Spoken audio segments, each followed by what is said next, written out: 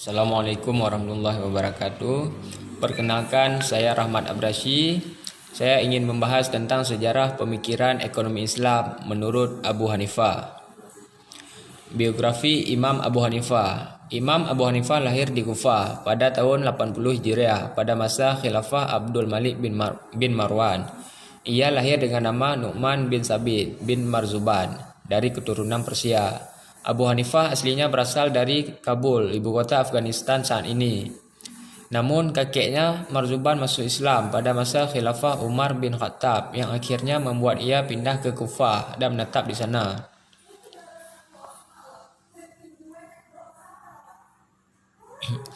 Pemikiran ekonomi Abu Hanifi. 1. Akad salam. Abu Hanifah sepakat dengan ulama lainnya mengenai syarat akad salam.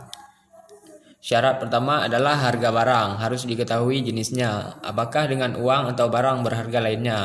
Kedua, harus diketahui harga pastinya. Ketiga, penyerahan harga sebagai modal pedagang harus dilakukan di majelis akad. Keempat, barang dagangan harus ada di tangan pedagang. Kelima, barang dagangan bisa diestimasi nilainya, bisa dari ukurannya, panjangnya, beratnya, dan sifatnya. Dan yang keenam, penentuan waktu penyerahan barang.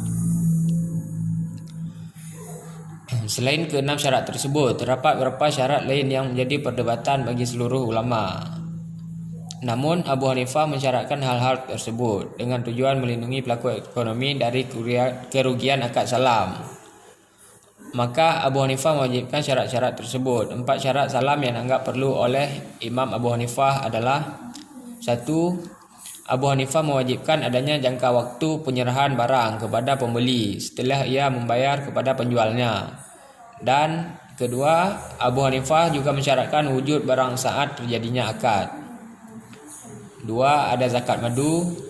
Pemikiran ekonomi Imam Abu Hanifah yang akan dibahas selanjutnya adalah zakat madu. Abu Hanifah dan murid-muridnya mengatakan bahwa zakat juga wajib dikeluarkan dari madu, asalkan sarang lebah tak terletak di lahan kharaj. Sama halnya dengan prinsip mereka, yaitu kharaj dan urus tak boleh bersamaan. Zakat pada madu yang juga diwajibkan bagi madu yang diproduksi di tanah tandus. 3. Akad hawalah.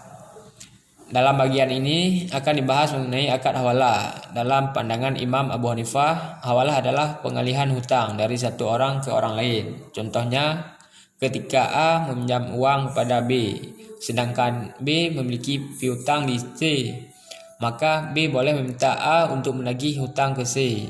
Jadi pengalihan hutang terjadi dari tangan B ke tangan C. Dalam fikih, A disebut sebagai muhal dan B disebut sebagai muhil dan C disebut dengan muhal alaih, dan akad yang terjadi disebut dengan hawalah.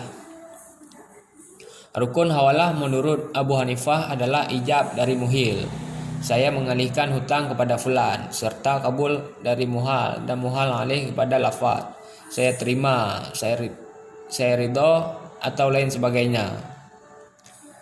Dan yang terakhir ada karya-karya Imam Abu Hanifah, yaitu yang pertama kitab Al-Mabsus atau terhampar, dan yang kedua kitab Al-Jami'us Shaghir atau himpunan kecil, dan yang ketiga kitab Al-Jami'ul Kabir atau himpunan besar. Kitab ini sama dengan Al-Jami'us Shaghir, hanya uraiannya lebih luas.